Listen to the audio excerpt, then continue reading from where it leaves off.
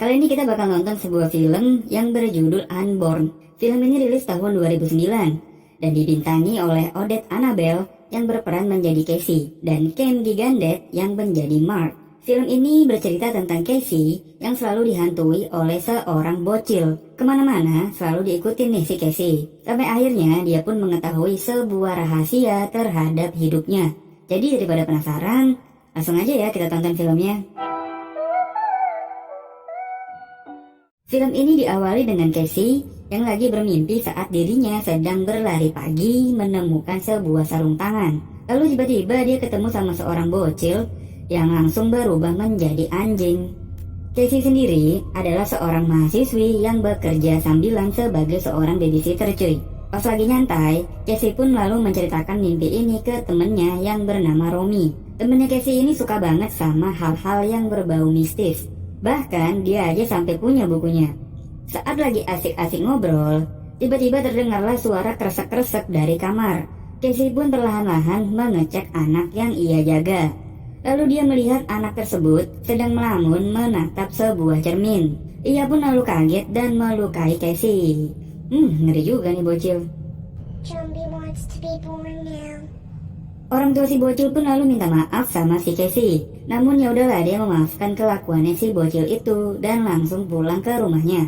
Biar filmnya makin tegang, saat di jalan si Casey ini tuh nemuin sarung tangan si bocil yang ia temuin di mimpinya. Nah loh, Casey pun sampai di rumah dan membersihkan mukanya lalu dia tidur. Di sini dia udah mulai parno dengan cermin yang ada di kamar mandinya. Kayak ada sesuatu gitu di balik cermin ini. Keesokan harinya, Casey lagi ngumpul nih sama teman-temannya di kampus. Di sini ada Romy dan cowoknya yang bernama Mark. Dia pun lalu curhat ke Romy kalau semalam dia nih diserang sama bocil yang ia jaga. Romy pun lalu memperparah suasana dengan bilang kalau hal ini tuh sangat berbahaya dan mempunyai pertanda yang buruk. Saat belajar pun, si Casey mulai merasakan halusinasi hebat dan muncullah beberapa tulisan yang sangat mengerikan. Baca sendiri aja lah ya.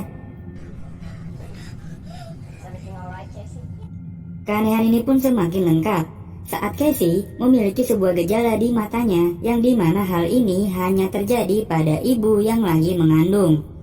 Pada malam harinya, Casey pun melupakan sejenak semua keanehan yang dialami untuk fokus dan khusyuk bercocok tanam sama Mark.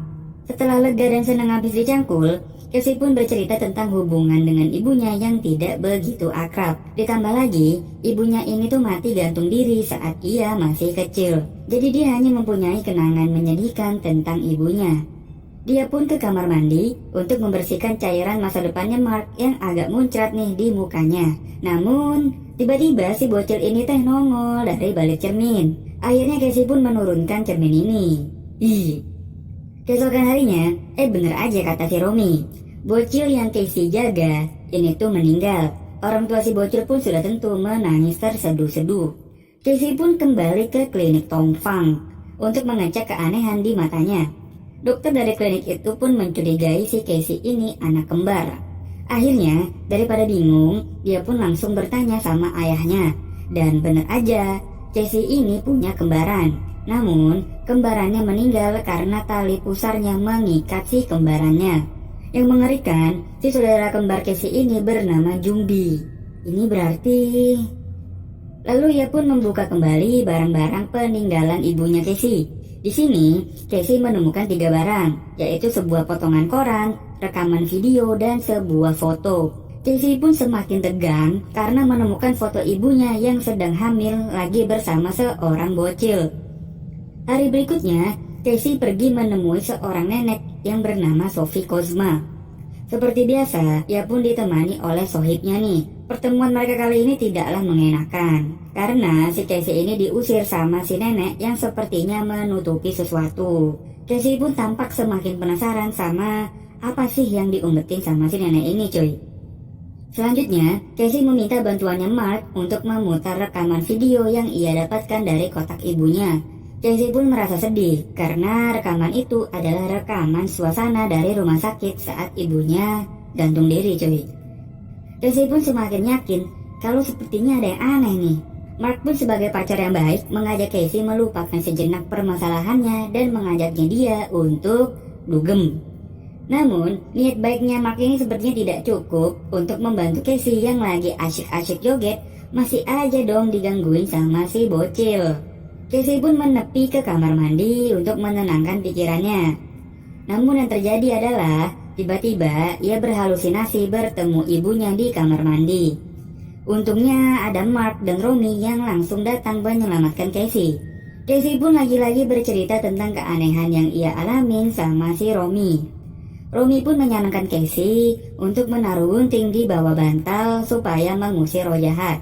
Casey pun menuruti apa yang Romy katakan. Dia ambil deh itu gunting rumput terus ditaruh di bawah bantal.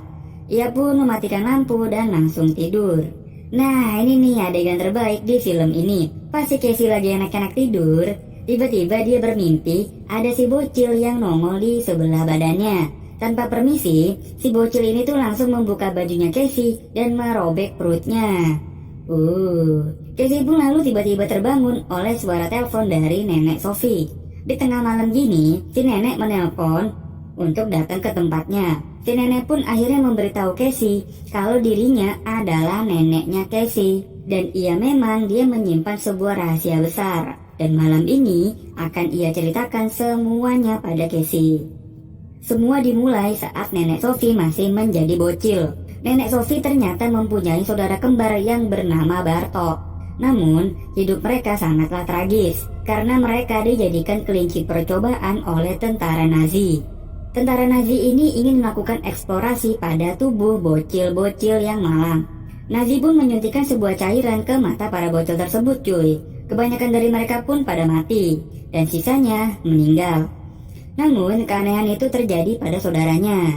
Si Bartok setelah disuntik hidup lagi. Namun ternyata itu bukanlah Bartok, melainkan sosok lain yang hidup melalui badannya Bartok. Menurut nenek Sophie, sosok itu bernama Dibuk. Dibuk adalah roh yang tidak diterima masuk surga. Jadi ia kembali ke bumi mencoba merasuki para manusia. Dan anak kembar adalah pilihan terbaik. Karena anak kembar bagaikan sebuah cermin. Ya masuk akal juga sih. Casey pun lalu disuruh mencari sebuah buku dan meminta tolong pada seorang ahli agama untuk menerjemahkan dan memahami buku tersebut. Jadi tanpa berlama-lama, ia pun langsung berlari ke perpustakaan untuk mencari buku itu dan bertemu dengan seorang ahli agama yang bernama Joseph. Buku ini berbahasa Yahudi kuno. Jadi buku ini membahas tentang hal-hal mistis dari Yahudi. Awalnya Joseph tidak mau membantu Casey karena menganggap Dibuk adalah tahayul. Namun Casey pun memohon-mohon pada Joseph karena hal ini sangat penting bagi dirinya. Ya akhirnya Joseph pun mengalah dan akan menghubungi Casey beberapa hari ke depan. Selanjutnya Casey pun membakar semua kaca yang ada di rumahnya sesuai arahan dari nenek Sophie. Karena nenek Sophie menganggap kaca adalah jalan masuk dari si Dibuk itu. Casey pun menggantungkan bunyi-bunyian di jendelanya sebagai tanda apabila si Dibuk ini mau datang. Di perjalanan, tiba-tiba si Romy disamperin sama bocil yang di awal film. Si bocil ini memperingatkan Romy supaya jangan ngebantuin Casey atau dirinya yang akan mati. Romy pun main ke rumah Casey dan memberikan semangat pada Casey untuk melalui ini semua. Ayo Casey, kamu pasti bisa. Teror itu pun mulai menghampiri orang-orang terdekatnya Casey. Nenek Sophie dikejar-kejar sama temennya yang kerasukan sehingga jadi begini. Begitu juga dengan Joseph yang lagi menerjemahkan bukunya Casey juga dihantui sama anjing yang kepalanya terbalik. Namun, si Joseph ini mengucapkan sesuatu yang dapat mengusir si anjing ini cuy. Buat kalian yang heran, kenapa bentuknya pada begini? Sepertinya memang orang-orang yang dirasuki oleh Dibuk, mereka jadi begini ya. Kepalanya terbalik. Di sini kita bisa lihat dari bukunya Casey. Oh iya, nenek Sophie meninggal karena digangguin sama si Dibuk ini. Namun ia sempat memberikan sebuah surat untuk Casey yang isinya kurang lebih tuh dia memberikan semangat ke Casey untuk mengakhiri ini semua dan mengalahkan si Dibuk ini. Ya, selanjutnya adalah giliran si Romy yang digangguin sama si Dibuk ini cuy. Dibuk ini berhasil melukai si Romy. Namun dengan cepat si Casey datang bersama Mark untuk menyelamatkan Romy. Singkat cerita, Joseph menghubungi Casey untuk mengenalkan seorang pendeta yang bernama Arthur. Arthur ini biasa melakukan pengusiran roh jahat. Arthur pun bertanya sama Casey di mana tempat yang paling mempunyai kenangan buruk untuk dirinya. Ya sudah tentu tempat itu adalah rumah sakit tempat ibunya gantung diri. Casey, Mark, Joseph, dan teman-temannya pun melakukan ritual ini di rumah sakit itu. Casey pun ditiduri di tempat tidur. Nah, tangannya diikat, kakinya diikat, lalu mulutnya disumpel kayak di film-film itu tuh. Dia pun dikelilingi sama orang-orang yang membacakan mantra-mantra dalam bahasa Yahudi. Nggak perlu waktu lama, mereka pun lalu digangguin dengan angin-angin dan lalu satu persatu dihabisin sama si Dibuk ini. Sampailah dia merasuki badannya Mark dan menyerang si Casey. Namun, datanglah Joseph yang membantu dan membacakan mantra-mantra hingga si Mark ini kepental dan meninggal.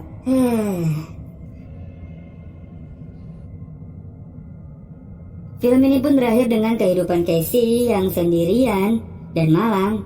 Yang ternyata si Casey ini tuh hamil cuy. Dan dia ini hamil anak kembar. Nah loh, ya film ini tuh bener-bener film horor pada umumnya sih. Dimana sebuah film horor itu wajib ada cewek cakep dan ada adegan bercocok tanam. Kalau dari ceritanya sendiri sih nggak buruk-buruk amat. Cuman ya nggak bagus-bagus amat juga. Makasih banyak yang udah nemenin nonton sampai habis. Jangan lupa subscribe, gua cabut dan sampai ketemu di video-video berikutnya ya.